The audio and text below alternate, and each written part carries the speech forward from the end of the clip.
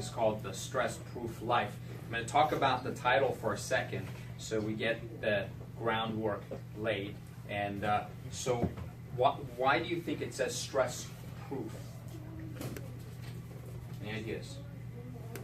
Why doesn't it say stress-free? Because we always have stress. Because we have stress, yeah, exactly. Is there such a thing as stress-free? Can anything not have any stress? Yes, when you're dead. Exactly. So isn't that what your book said? It does. Well, you read it, so that's good. It does. So we're done, actually. So good night. We'll continue. Stress-proof. Think of other things that have proof in them, not alcoholic things. How about bulletproof? What does bulletproof mean? Yeah. Yeah. So if your life protects you against harmful stress, that's the stress-proof life. Does that make sense? So are there stressors in life that can damage us, hurt us, make us sick? Yeah, give me some examples. Anxiety. Yeah. So what could be a cause of anxiety? I don't have it, so I don't know. Okay, good. I'm very lucky. How about financial problems? Could that cause anxiety? Yeah. How about children? Could that cause anxiety? How about health? Yeah. Yeah, health itself could cause anxiety. Hello, Lady Yvonne. You can have a seat, yeah, there or here or here or there. So we're just about finished. So I'm glad you're here. Thanks so much. I'm here. Okay, so stress-proof means you've got this stress-proof vest, and you can go through life, and whatever's going to hurt you is going to bounce off of you. It's not going to knock you down. It's not going to hurt you. It's not going to affect you. It's not going to make you sick. In fact, it'll actually make you better and stronger and healthier. Would that be a good thing? If all we accomplish today is teach you how to take a step toward that, would that be worth your time? Now, is it possible? Do you think it's possible? How many of you believe that stress is only bad, there's only bad stress, and all stress will make you sick and hurt you? How many of you believe that? Okay, good, good. So you understand that there's possibility of a positive outcome from a stressful situation, right? Give me an example of that. How many of you exercise? Nobody. One person? Good. Was not major. No. Okay. How many of you have ever lifted weights for exercise? Good. Okay, cool. A lot of people. That's wonderful. And what's the purpose of lifting weights? Build muscle. Build muscle. Actually, that's the outcome, right? The purpose of it, and you're correct. I'm just messing with you a little bit. The purpose of it is really to stress your muscles, right? To put a load on your muscles, and then your muscle has to respond by getting stronger. Now, are your muscles going to get any stronger if you always only lift weight that you can currently lift? You're never going to get stronger. And so many people say, oh, I'm going to go in the gym and I'm going to do my best. Well, your best isn't going to make you grow. You follow me? Does that make sense? It's not going to do a thing. Your best is going to keep you right where you are. And your best will always stay the same best. For you to grow, you have to push past your best. It's the only way. And that's when things get uncomfortable. That's when things can get painful. That's when things get challenging. Does that make sense? If we always stay at our 100%, so what we're going to do is we're going to change our mentality just a little bit, right? Because until now, how many of you thought, if someone came up to you and said, I'm going to give you my best, you would have said, cool, I like this person. This person's going to work out well for us. But from now on, I want you to change that. I want you to say, no. I don't want you to give me your best. I want you to give me whatever it takes. You see the difference? See the mentality change? That's the stress-proof life. Is going, yeah, my best got me where I am now. My best is going to keep me where I am now. So to go past that, I need to be willing to do whatever it takes. How many of you have goals? How many of you have a dream that you're pursuing? How many of you want to accomplish amazing things? be something amazing. Yeah, we want those things, right? How many of you had a dream when you were little? You know, I'm going to grow up and be this. How many of you dreamed about something when you were little? I was the only one? One other person? You all had dreams, right? How many of you dreamed you could like be an astronaut or play a professional sport? Any of those? How many of you dreamed you would win an Olympic medal? Anybody? Some of the audience. That's right. But we had dreams, right? Well, why do we get rid of those dreams? Because we start to say things like, I'm running out of time. And I'll never be good enough. I'll never be strong enough. I'll never be fast enough. I am too young. And then there came a time where you may have started saying, I'm too old. Right? I don't have what it takes. I don't look like that other person who can do that, so therefore I shouldn't be able to do that. And we talked ourselves out of it. Listen, if it's possible for someone, it's possible for anyone. Does that make sense? Right? You just have to have the right motivation. Now listen, I'm not saying that all of you guys are going to be able to be Michael Jordan, in a week. No, that's not what I'm saying. But giving up on our dreams and goals and visions and things that we desire, that's not going to get you anywhere either. Right? So can we have one agreement? If we just have this one thing, would you agree with me that starting now, I am not going to say my best is good enough? Can we agree on that? Can we change that and say, I'm willing to do whatever it takes? If you get it, say yes. Okay, good. So that's number one. We're going to start right there. Now listen, the title of the book also says a couple other things. The Stress-Proof Life, The Secret. So who knows that you have the title? Don't tell them. Okay, you guys are exempt. Oh, you have two. Okay, so except from these three right here. Does anybody else have the book? We brought our book. Good. I set mine out, but I forgot. You don't need to take notes. We're recording. Okay, where was I? Okay, what is the rest of the title? Anybody know? The Stress-Proof Life, The Secret to Health, Wealth, and Happiness. Why did I put that in there? So that the health part maybe makes sense, right? So if you become stress-proof, you're going to be healthier? No or yes? Yeah, okay, good.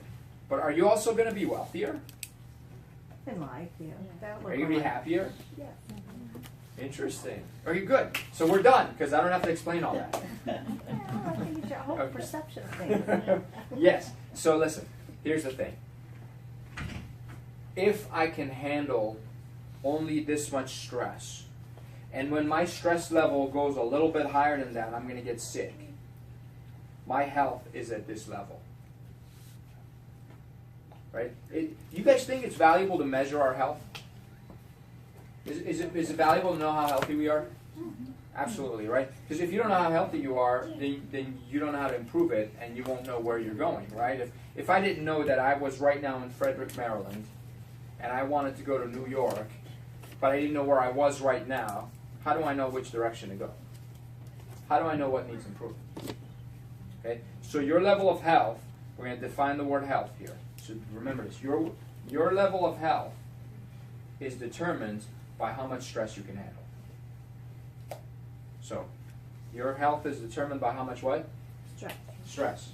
You can safely handle. So if I put you in a stressful situation and you get sick, that means your health wasn't high enough to handle that situation, right? So, how many of you remember a time when you were really stressed? Like, I'll give you an example. Has anybody here ever gone on vacation? Okay, good. All right, so you're on one right now, right? Sort of, right? So the week before you left for vacation, did you work harder? Yes. Why? I had to study. Okay. Did you have a test? Yes. So one test or a bunch of tests? Bunch. A bunch of tests right before spring break. Yeah. Welcome to your spring break. Winter. And here's the thing. Did you stay up late? Yep. Did you get up early? Yep. And you slept very little. And you worked really hard. How many of you can relate? Like right before vacation, you end up doing like double the work, 3 times the work. Yeah, and you do that. Why? Because you're thinking, oh, I'm going on vacation, so I'll be able to rest and recover. Here's the thing. If your stress adaptability is not high enough to handle that load, you will get to your vacation destination and on day 1 you'll be sick. Does that ever happen to anybody? You show up, you're on the beach, and you're sniffling. Like, paradise. I can't breathe. So that's exactly what stress proof means, is you need to increase your ability to handle stress. How do we increase our ability to handle stress? By taking on stress. Right? So how many people out there say, my life would be better if I reduced my stress? How many people have said that before? Am I the only one guilty of that? I just got to reduce some stress. As soon as I get rid of stress, my life will be so good. And you know what happens is you just get weaker. But now this is one of those things where it's kind of counterintuitive and very, very, very countercultural. Because not in here, but everybody out there is saying what? I want to reduce stress. I want to cut back on stress. Man, it's very easy to reduce stress. Do you know that? Besides dying, we discussed that's off the table. That's not an option. Besides dying, is what you got to do is you got to like leave your family and leave your job. Those are 2 big sources of stress. So that's why you really want to reduce stress. That's what you do. You just leave your family, leave your job, and then the other thing you do is you stop caring about your health. And where's that going to end up? In the long run, who wants that? How's that going to help you achieve your goals, your dream, your vision, your desires? It's not. It's not. So to achieve anything great. Good night, Doc. Good night. Good night. Good night. Good night, Tasha. To achieve anything great, you have to be willing to invite stress into your life. What are some of the things we want to have in our lives? We may want to have a bigger family, right? Which means add kids. Is that or isn't it going to increase? Have a seat. We saved it just for you. Welcome. Will that or won't it increase stress? Yeah, but it may be something you want, right? Isn't there also joy involved in that? Isn't there also a level of reward that goes with that? Yeah. And then now you brought kids, let's say, into your life, and now can you let them raise themselves? No. So there's a level of stress in that too, because believe it or not, kids know exactly how to push your buttons the right way, and they will bring out pre-programmed, primitive, caveman, cavewoman things in the back that you didn't know existed that come out when they push those buttons, and then you act a certain way and you say certain things and you regret every one of them, right? But then you also understand why your parents acted the way they did, and so on. So there's stress, right? But now here's the thing: what's easier? Don't really care. Let them do whatever they want, and then when they're teenagers, try to control them. Too late, right? So work. You can't put it off, right? So it may be easier at first to just say, hey, just whatever, but you got to put the work in, right? Which means you have to take on the stress up front and throughout that time. We kind of call it hard easy. Do the hard work up front, it gets easier later, right? So when it comes to fitness, right? The earlier you start, the better off you are, right? The more fit you are, the easier life gets. Think about that. So when's the best time to start adding stress to your life? Yeah. Yesterday. Good. Yeah, yesterday. Yeah. It's like, when's the best time to invest money in the stock market? You go, 30 years ago. Yes, but after that, it'd be now. Because 30 years from now, you're going to wish you had. Same with your health. 30 years from now, you're going to say, I wish I had invested in my health. I wish I had done certain things and gone certain places and said certain things. So, but if your goal is always to reduce stress, you will not do things. So we talked about it's the secret to health. health, your level of health is determined by how much stress you can safely handle. So first you invite stress into your life, and then you work to be able to handle it. And when you can handle it, then you take on more stress. Okay, that's how you improve your health. Now, what about wealth? Well, is wealth measurable? The answer is yes. Can we measure it by the level of fulfillment we receive from our relationships? Yeah, so listen, how about this? I have 3 sons. Let's say they grow up, and now they're all in their 20s. And when they have spring break, they call me. They say, Dad, it's spring break. I want to come spend a few days with you. How does that feel? It's joyful. I think, First 3 days. It's, let's say, hey, Dad, I could go anywhere, and I could do anything. I could go to Florida with my buddies. I could go to Cancun. But what I want to do is I want to come spend a few days with you. And when he gets there, he says, Dad, I really want to just appreciate you for all the work you did. And the whole time he says, Dad, you know what? You've been doing things for me my whole life. You just hang out and relax. Let me get everything you need for you. And let me take you out to lunch and dinner, and let me just serve you during my time off. Right? So listen. Yeah, my daughter does that. She's a Will now I have a point with this. Will I at that moment feel very wealthy? Yes. Yeah. All right. So that's wealth. What else can we use to measure wealth? It's relationships, it's loved ones, right? Now think about this. Let's say I set the example, and my 3 boys live a lifestyle of wellness. Do you guys know what wellness means? The word wellness. We defined health, right? We kind of said your level of health is determined by how much stress you can safely handle, right? What about wellness?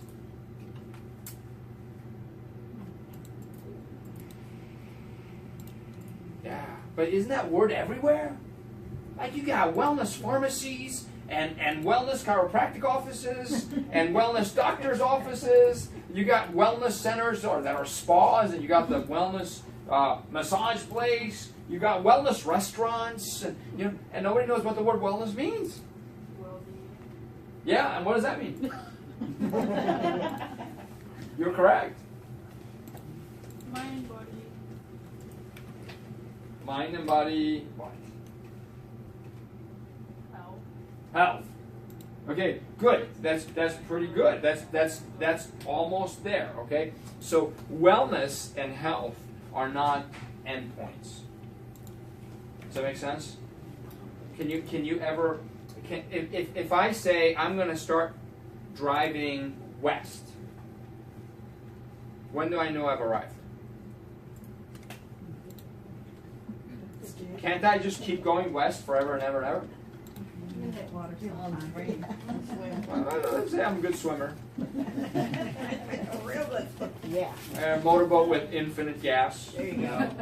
Because I can keep going. Let's say it's an airplane that doesn't run out of gas. I just get in my airplane and I go west. Do I ever arrive? My goal is to go west. Will I ever arrive? It's not a trick question. The answer is no. And health is the same thing. Wellness is the same thing. You can go towards it, and you can go forever, and there's no end to it. All right? Just like illness is the opposite direction. So we're on this continuum. All right? Imagine if I'm standing here, and that is death. Okay? And that is perfect health. And I'm in the middle somewhere. And everything I do, everything I think, everything I say, every thought, every decision, every action is going to move me in one of 2 directions. It's either going to move me toward health or away from it.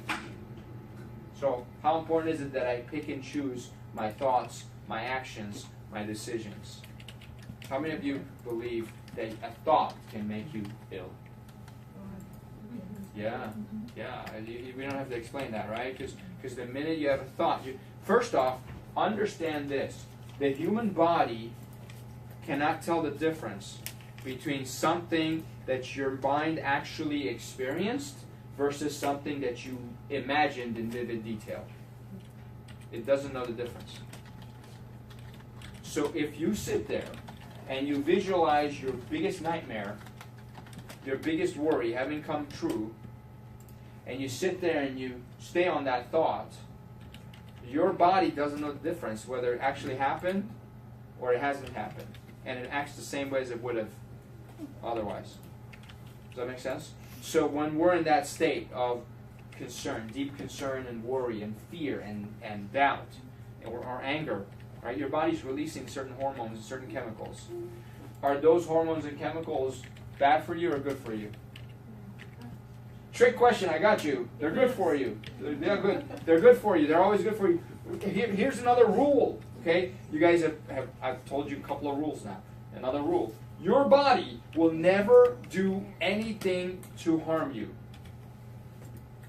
Does that make sense? Your body will never do anything to harm you. What about your brain? What's that? What about your brain? What about it? It's just people that just dwell on something. I mean, it's makes Yeah. you. Yeah, so your body's trying to protect you when you do that by releasing cortisol, right? Cortisol in the short term. Come on in, Mr. Roberto, we have your seat right there. Yeah, welcome. So your body, like, what happens if something dangerous happens right now? Let's say the floor starts to shake and the ceiling tiles start to fall down. What's my body's response? Will my heart rate stay low or will it go up? It goes up. Is that a bad thing? No. Why? Because it's warning you. What's that? It's a signal. Yeah. So why do I need higher heart rate at that point? It's flight. Yeah. Do you want me to go? Oh, the ceiling's falling. Right? I'm gonna start leaving now. Or Or do you want me to go out of here? I'm gone. Right? I'm like over there in an instant. Right? So if my heart rate stays low, I can't do that. So high heart rate comes with high blood pressure. Is high blood pressure good or bad? So a trick question. It's good. It's good. You keep my blood pressure low at that point, I'll pass out. Right? I'll pass out. Put me on a treadmill, have me run. And then check my blood pressure. Should it be low? It should be high. Because it won't sustain life unless it goes up. The body knows what to do in every situation. And if it's choosing to release cortisol, you better believe it's for your benefit. It's doing you a service. And if it releases adrenaline, same thing. There's a story about a woman who picked up a car off a child. She was like 4'10", 110 pounds, you know. She was 40-some years old, 48 years old. And she picked up a car off a little child. How did she do that? Adrenaline assisted her, right? And so here's what happens. In that situation, your pupils will dilate so you can see better. Your heart rate goes up, your blood pressure goes up, so you can run or fight, whichever is necessary at that point. Your face will turn what? Actually, pale white. Pale white. What happens to your face when you get scared? Yeah, why does it go? It's like you look like you've just seen a ghost, right? Why? Why? Is there any purpose to blood rushing to the face at that point? No. No. So where does the blood go? your heart. What? Your heart. Pumping away. Heart, yeah, but well, the heart's pumping the blood. So where's it sending the blood? Where's it sending the blood? Muscles, right? Muscles. So pretend I have muscles. They would get engorged with blood at that point. Thanks for laughing. And and you know, and they would be ready for action, for burst type action. So the blood leaves the face. It leaves actually your hands and feet, because all small capillaries will constrict to send. Now, what tells those capillaries to constrict? Yeah, very good. Did you know that the brain communicates with everything in your body? Because those blood vessels in your fingertips, they don't know that the ceiling is falling on your head. Do they? They don't know. They have no idea. All they're doing is sitting around waiting, and the brain says, all right, everybody constrict. And they all go, whoop, and they constrict. Really, that's how it happens. They're like, okay. And the blood leaves the hands and the feet and the face. Goes to the muscles. What else does the blood leave? What else? Any ideas? Yeah. The stomach. Yes. The stomach. How many of you played like competitive sports? You did, right? Do you remember seeing like the elite athletes right before the big game go in the corner and throw up? Did they ever do that? Why? Stress, yeah. What, but specifically? Where did you say the blood leaves? Leaves the stomach. There's no blood. The body, the brain says, now is the time to run. Now is the time to fight. Now is the time to race. Now is the time to throw the ball. Now is the time to lift the weight, whatever it might be, right? And it says, I am going to take all my resources and put it into only things that are going to serve me. So digestion will stop. And if you just ate something, you're going to go throw it up. Right? I was on the track team. So, and I never threw up because I wasn't the elite runner. So but the good runners would run over and throw up and come back. And it would run like an amazing race. Because the body says, the brain says, how amazing is your body? Trust me, it knows what it's doing. You may be saying, oh, I got sick. You didn't get sick. You're healthier than ever when you go throw up. It doesn't matter if you're throwing up because it's a big race or you're throwing up because you just put something bad in your stomach. Think about that. You just ate food that was rotten, has bacteria in it. The stomach has no idea. But the wisdom of your body says, something's not right about this. Why don't we just get rid of it? And you go throw it up. So the minute you're in there with your head in the toilet, if your instinct says, your thought says, I'm sick, cut that out. It's not true. You've never been healthier. Because your body, if it wasn't healthy, it would not know to throw up whatever's in the stomach. It wouldn't know. Make sense? So you're actually healthy when you do that. And when you sniff something and it goes into your nose and goes into your lungs, what are you supposed to do? Let's say something bad. What do you do? Cough. Does that mean you're sick, or does that mean you're super healthy? You're healthy. Otherwise, you wouldn't cough it back up. Do you know that in like nursing homes, they worry about pneumonia, and they worry about the residents getting pneumonia and not being caught. You know why? Because their bodies are not strong enough to spike a fever when they get pneumonia. And unless they get a fever, no one knows they have pneumonia. And they die. Their lungs fill with fluid, and then they just can't breathe anymore. Because they're the sick ones. But your child who catches a bug or a bacteria and spikes a fever, that kid is healthy. Does that make sense? We have to forget some of the things we've been taught and conditioned to believe.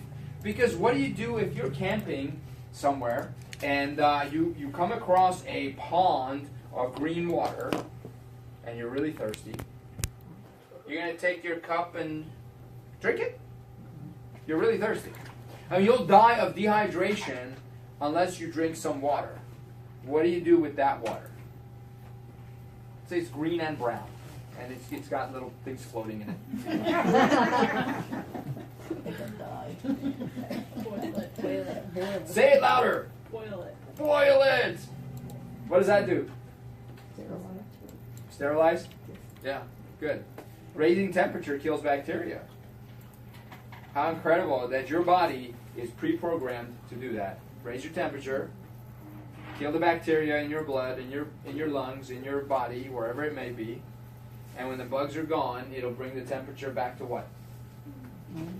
Which is what? 98.6.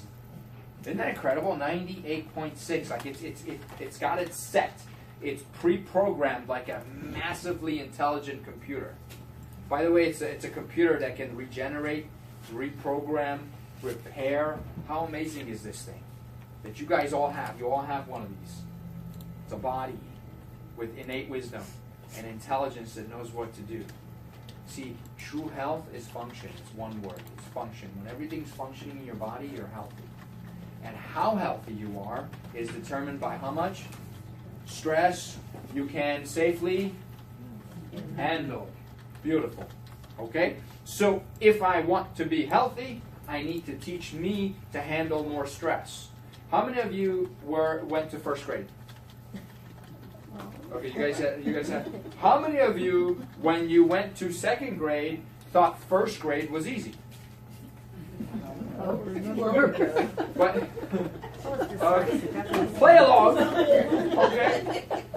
Play along. You know the answer. So how come first grade all of a sudden got easy? The second grade got harder. Second grade is harder than first grade, right? And then if you went to college, you look back to second grade and you go, that was a cakewalk. I can't believe I ever worried about it. I can't believe I got anything less than 100% on every test. Why? Are you the same person? What happened? You grew. You grew. What made you grow? Stress. You have to put yourself under stress. It is the secret to health and wealth. Right? Wealth. Let's say we were going to determine our wealth purely and strictly by the dollar number in our bank account. Let's just say that that's what we're going to measure wealth by. Okay? Now we already said there are other ways to measure wealth. But let's say we were going to just talk about that. Right? Now, totally be honest.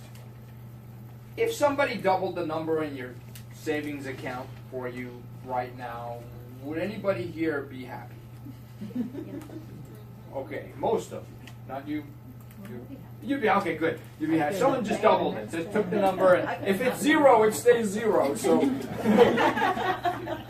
so then you're just gonna have to borrow from the rest of us. But if there's something in there, someone doubles it, you're gonna be happy. Or someone. What if someone added $1 million to your savings account? Yeah, nice, right? Yeah, that would be terrible. But it could make you very dangerous. Exactly. Some people don't run with that. I would never. Okay. You know what? I can sit back and watch y'all enjoy it. I'll be fine. Good. And that's wealth for you. So listen. Here's the thing. Now I forgot what I was going to say.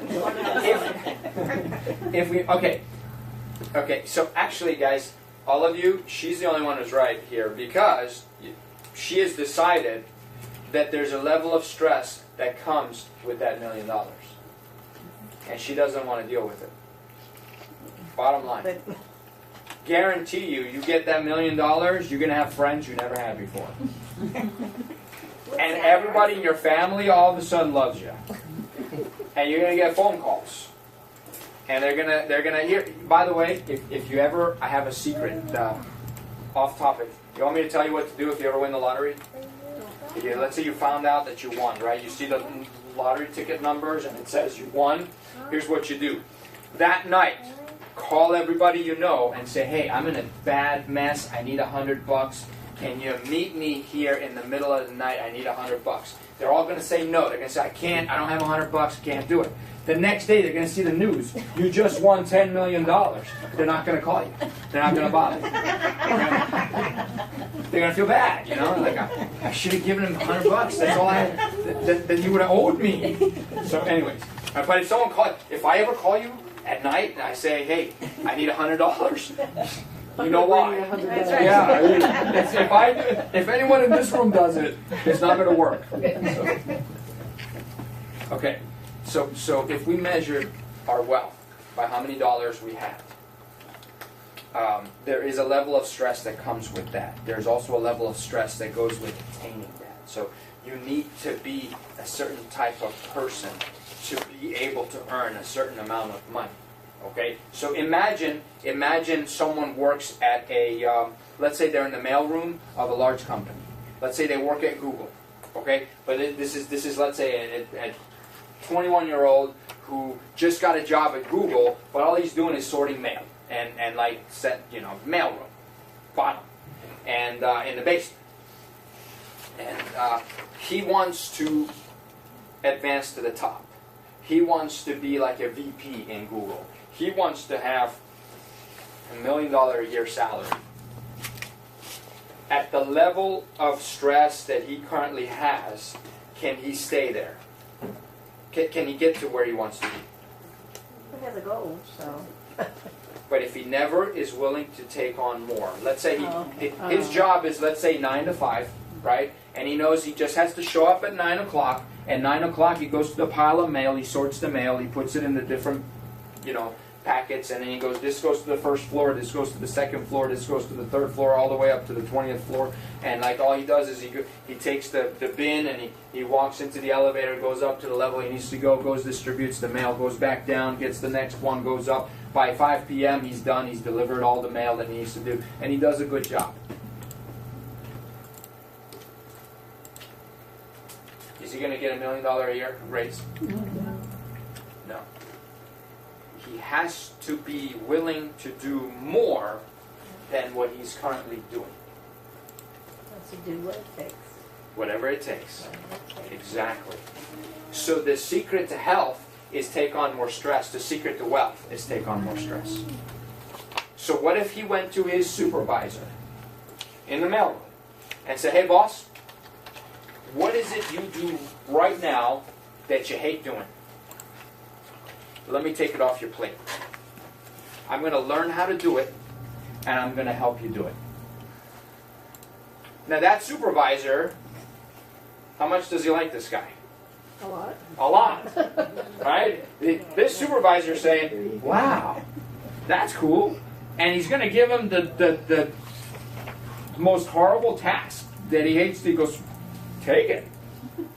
And let's say, not only does he run and deliver the mail really fast, he does this other thing on top of what he was doing. And then it's time for the supervisor to nominate someone for a raise. Who's getting nominated? It's the person who took on more stress. And he keeps doing that. And every few weeks he goes and says, give me something else to do, boss.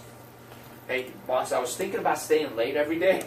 I want to put in an extra 2 hours a day. You don't have to pay me. But I really want to serve. I want to do something. I want to go the extra mile. Where's that going to take him? Where's he going to end up? Now you're thinking, because he's going to get faster and faster, right? If it took him 8 hours to deliver all that mail, he figured out how to do it in 2 hours. Because he worked at it, because he had to clear up time so he could take on all these other projects. Now he's doing the job of 4 people, single-handedly. How many of you think now he's more likely to hit that VP level at Google and get $1 million? Yeah, somebody's going to give it to him. Right? So this, but now, remember we said you're about to go on vacation and you work really, really hard and you get to vacation, you're sick. If this kid, this 21-year-old in the mailroom, does what I just recommended, but then the increased load, because now he's working like 12-hour days instead of 8-hour days, and he's not sleeping much and he's not eating properly, his body starts to break down, and then he gets sick, and now he has to call out. He's not getting $1 million. Does that make sense? Your level of health is dependent on how much stress you can safely handle. So let's say you're going to take on this. So many people, I know people, right, who say, I got my full-time job and I'm going to start a side business, right? And I'm gonna work really hard at my regular job, and I'm gonna do this side business, right? And I'm gonna work hard at that too, and I'm gonna build it up, and eventually I'm gonna have a great life, and it's worth it. but you got to be healthy enough to take that on. So the secret to health, wealth, and happiness is this, is you take on stress, you calculate how much stress you can take on, you take on just a little bit more, and you don't add until that gets easy for you. Right? When it gets easy, and you know it's not going to make you sick, now you take on a little more, and you take on a little more. Because what good is $1 million a year salary if you're not healthy and you can't handle it and you can't enjoy it?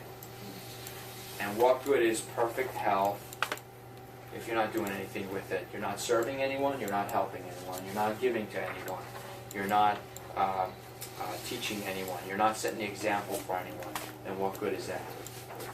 So it all goes hand in hand. And then the last one on the title of that book is happiness, right? Happiness is actually progress. You think about that. How many of you want to stay stagnant in the same place, the same way, nothing changes, ever, every day, exactly the same? You wake up, you go to sleep, and you do nothing. No vacations, nothing coming up, no accomplishments, nothing changes, nothing improves, it stays the same. No happiness. Happiness is progress. Progress is advancement. That's when you challenge yourself, you learn to do something, you take a step forward, you learn to do something, you take a step. That's happiness. Happiness is progress. Alright, so health is function. Alright? Wellness is how much health you have. Okay? So it's a degree, it's a direction, right? You move toward. Wellness is a direction. Just remember that. Wellness is a direction. You can either move towards wellness or toward illness. Make sense? Wellness is direction. So it's how much health your body feels, your mind feels. All right. Now we need to define the word stress. Stress. What is stress? You can, if you read the book, just tell me.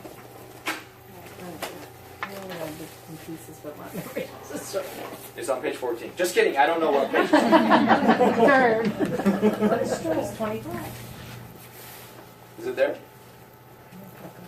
Take a guess. What is stress? Put your mic in here, Just the mind? We just said exercise is stress, didn't we? Then we said weightlifting is stress. Tension. Okay. What else? We said. Hey, what about pollution? Is that a stress on the body? Yeah, but that's not tension. So what is it? Is it anything that requires more from your body or mind? Very close. Change the word more. Anything that requires. Something. Yeah. A Close. response. Oh, a response. All right, a response, which is a change in state, right? Change. So, as stress is any force that causes change in your life. That's it. Okay, so health is function, wellness is a direction, and stress is any force that causes change in your life. So think about this. Based on that definition, is stress good or is it bad? Good. It's good. Really? Yes. What if I get hit by a bus? Isn't that a stress? The force of that bus, right, made a change in my body, right? It's a force that causes change, right? The force changed. What was the change? Like lots of broken bones, right? So would you say stress in that sense is bad, but in all other instances, stress is good? What is it? Is it good or bad? Stress is good for you. Depends on what? The outcome?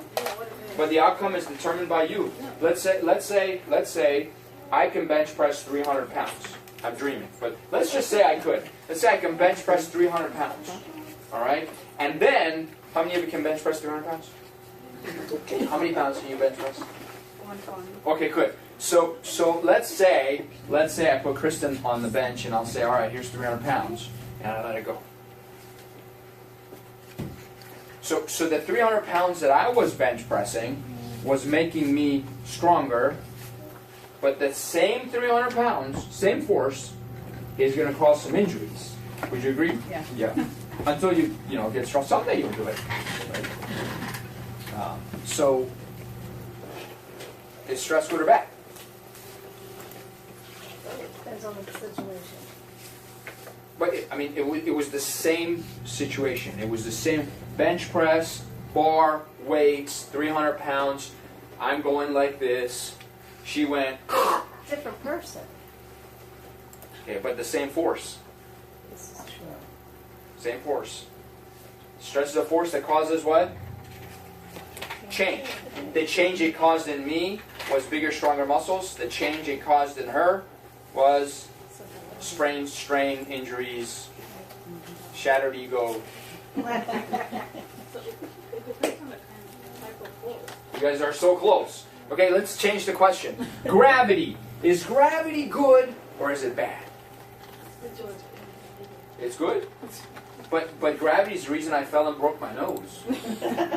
Is it still good? It wouldn't be an addiction. The same force. Same force. Gravity good or bad? How many of you say gravity is good? How many say gravity is bad? Okay. All right, we're not getting anywhere with this one. How about I love it. How about fire? Fire, good or bad?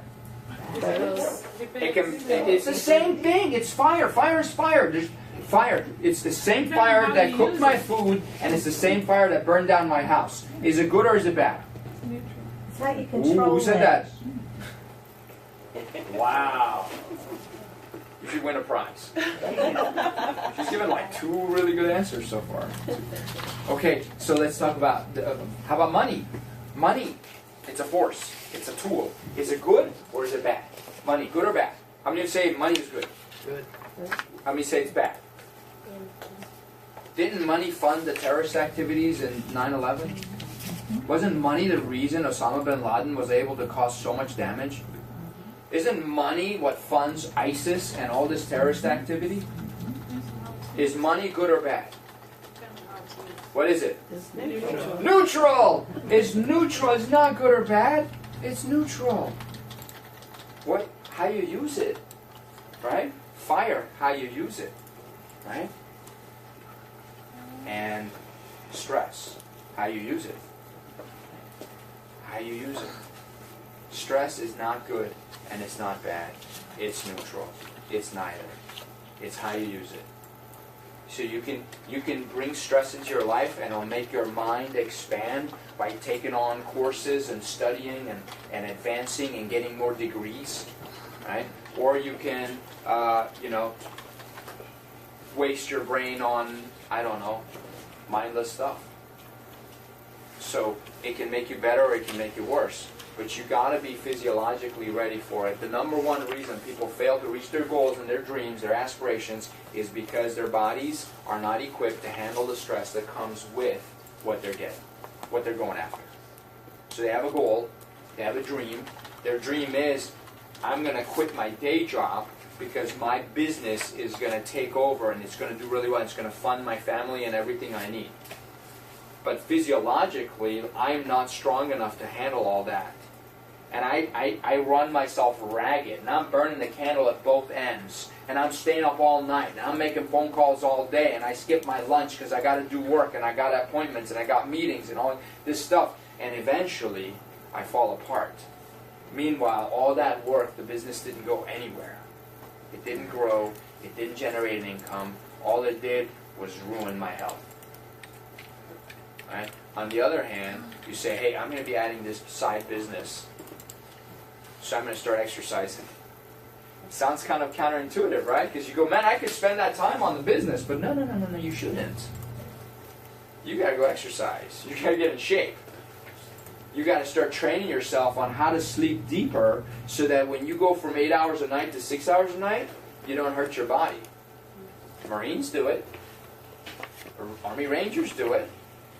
The SEALs do it, Navy SEALs, right? They can go like weeks sleeping 15 minutes a day, 30 minutes a day. They train for it, right? You train for it. You build up for it. It's like you're in first grade and you want to go to second grade. You got to get to a place where first grade seems easy. You got to get to a place where just running your day job is a piece of cake. Right? You got to get stronger. That is the stress-proof life, where you can take on stress. So here's the thing. I wanted to share with you something actually practical. And since you're all members of our practice, how many of you have seen this test? Okay, cool. So this is a measure of how much stress you can handle. All right, now we're going to break this down. This is part 1 of a 10-part series.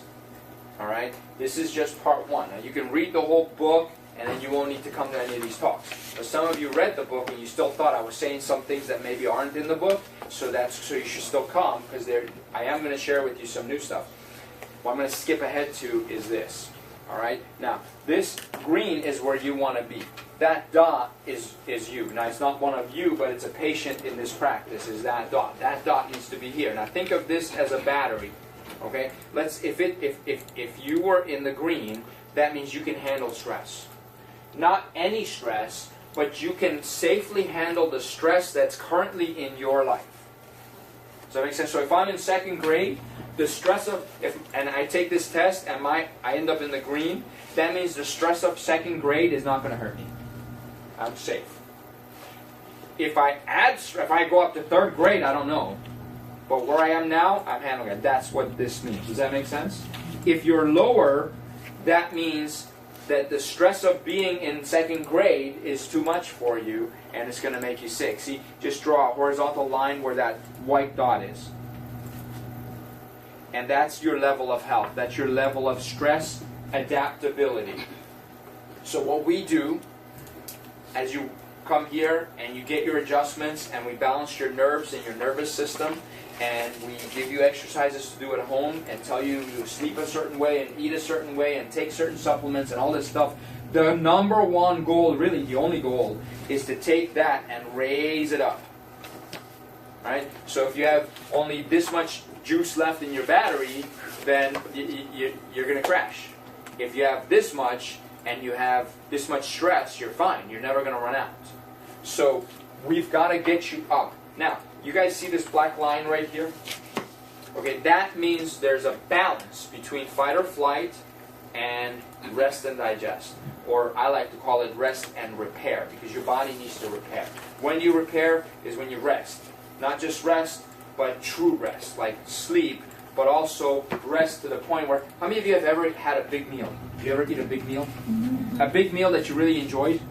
You ever do that? Okay, cool. And then, did you ever eat a big meal that you really, really enjoyed and you had a little bit of wine with it too? Anybody ever do that? A lot of wine? Okay. And right afterwards, were you like this, wired? Nope. No. Or were you about to fall asleep? Wait. Yeah. You sit on the couch, you put your feet on the coffee table, and your eyelids just feel heavy. But in a good way, like it's not a bad thing, it just feels good. And you just feel really, really relaxed.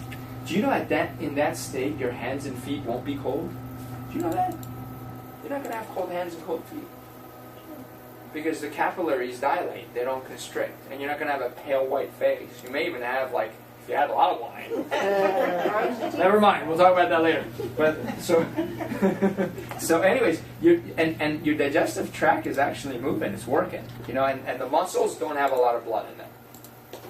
So your muscles will look like mine. Smaller. Thank you. I'm just saying, you're picking on yourself. So, listen. So this black line means you're balanced between fight and flight, or fight or flight, and rest and repair. But if the dot is to the left of the black line, that means this person's body is in fight or flight all the time. This is the person, digestion is slow. This is not, the further it is, if it's like in the deep red, if it was way over to that left side, this person gets a lot of sinus infections, gets sick every winter, has the cold or the flu every winter. They even catch colds in the summer when it's not cold. And this person has constipation and indigestion and even heartburn. They get tense muscles in their neck. They get headaches. They have high blood pressure, high cholesterol. Why? Because cholesterol is required as the precursor for cortisol and vitamin D and estrogen and testosterone. These are hormones your body needs when you're under stress. So you produce more cholesterol. Your cholesterol goes up, your blood pressure goes up, your hands are cold, your face is always dry. Your skin actually is dry because the capillaries constrict. So dry skin, dry mouth, dry eyes, lowered immune system, lower digestion, and actually it affects your memory. You can't remember a lot of things. You forget things regularly. It's because when you're like, you ever been really nervous for a test? Yeah. And you walk in and you're worried you're gonna forget everything, right? But you studied. You've been studying for months, right? So you're ready. But you're really nervous because this one test determines your future. And let's say this one test is your only shot. Meaning if you fail this test this one time, you're not even allowed to retake it. And your whole life is going to be ruined. How nervous are you going to be walking into the test to take that, right? Yeah. You're going to be really, and you're still going to be okay, all right? But as you're stepping into that classroom, you trip. Now, because you were already in fight or flight, you just switched all the way over to fight or flight in a big way. Your neocortex shuts down. Cerebral cortex shuts down. All the blood goes to the primitive parts of the brain.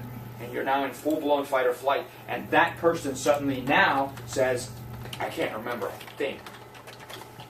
They forget it. It's not that they forgot, they lost all their memories. The memories are all there, but there's no blood going to that part of the brain anymore.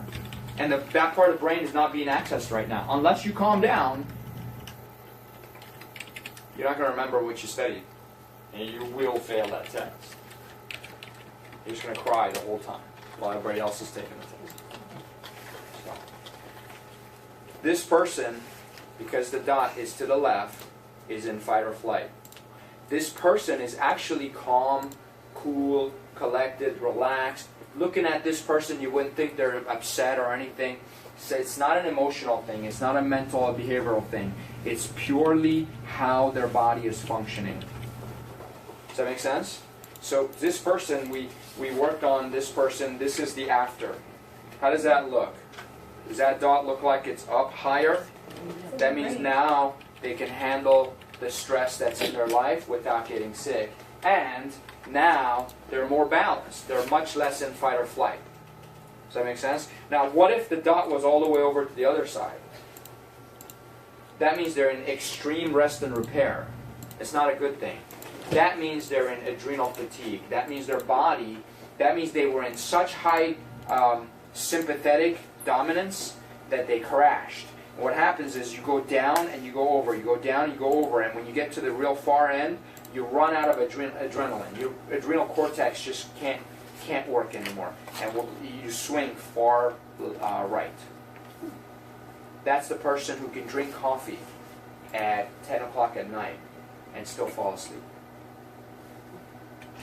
Because coffee just doesn't wake them up anymore. That person probably has a lot of not just sugar cravings and sweet cravings. Now that person also has a lot of salt cravings. Where they're like, I need potato chips too. You know, I need to put potato chips on my ice cream. And that is like crazy cravings. You know, like pregnant people.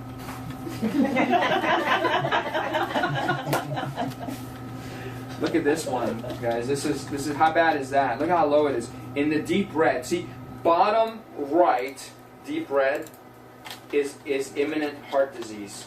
That person is probably going to, unless we change it, that person is going to have heart problems in the future. So as long as they're on this side, they haven't swung over and dropped. So how important is it? Because a lot of you have had these tests, right?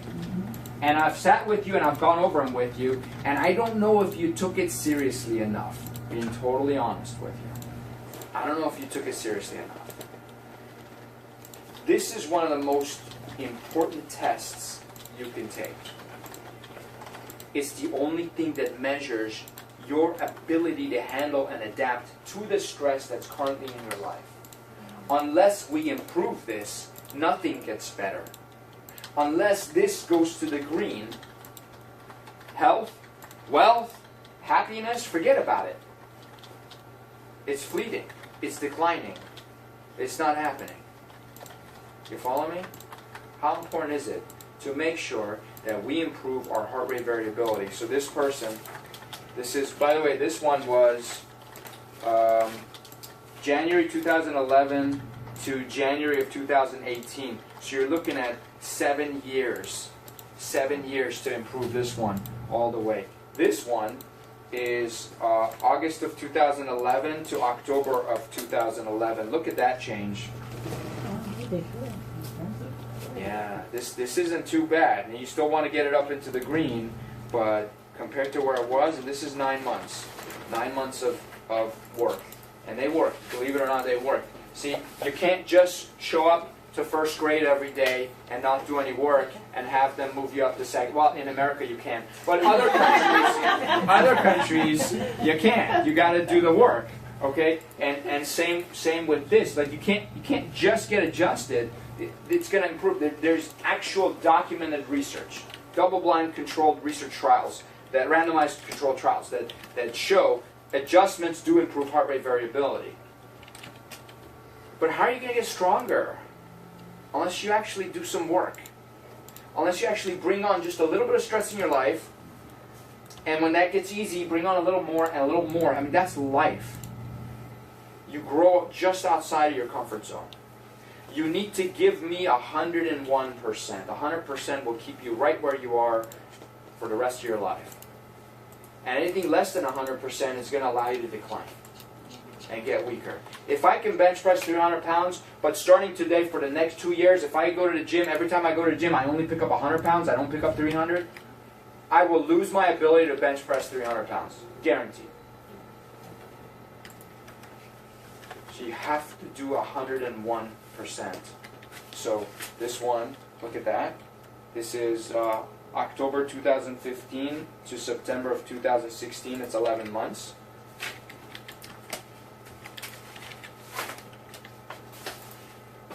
This one, notice all these are to this side because that's our society. Very few people do I see now that are on the line or on this side, up closer to the green to the right. Most people are to the left because everybody today is in fight or flight. Because what do? We wake up at the last minute, right? And if it wasn't the last minute, you snoozed till it was the last minute. So you have to fly out of bed. You're already in fight or flight. First thing in the morning. And what do? Turn on the news. Another school shooting. Crap. And there's an accident on 270 again. So now I'm going to be late. And what do? Do you actually sit down, enjoy your breakfast, eat it slowly, and play some classical music? I mean, you know, 100 years ago, that wouldn't have been a funny joke. But today, that's funny. Classical music with my breakfast? You kidding? I'm on the phone while I eat, and I'm yelling at the guy, you know, who just cut me off in traffic. You know, and breakfast? Come on, it's just a cup of coffee. That's all it is. I don't even have time to put cream in it. So that's why everybody's in fight or flight. You do that. We do that to ourselves. So over the next 10 months, I'm going to break it down for you. I'm going to tell you how to do this, how to improve this score, so that all of you guys are up in the green. So you walk around going, whatever stress comes my way, I know I can handle it. And I'm going to choose my stress so I can grow and get bigger and better and stronger and faster and more competent with more skills, more abilities, more gifts, more talents that I can put to good use so I can serve the people I care about and make my home and my community a better place. That's the secret to health and wealth, happiness. If you got it, say yes. All right. How many of you are going to be here next time? All right, good. Very good. I'll see you.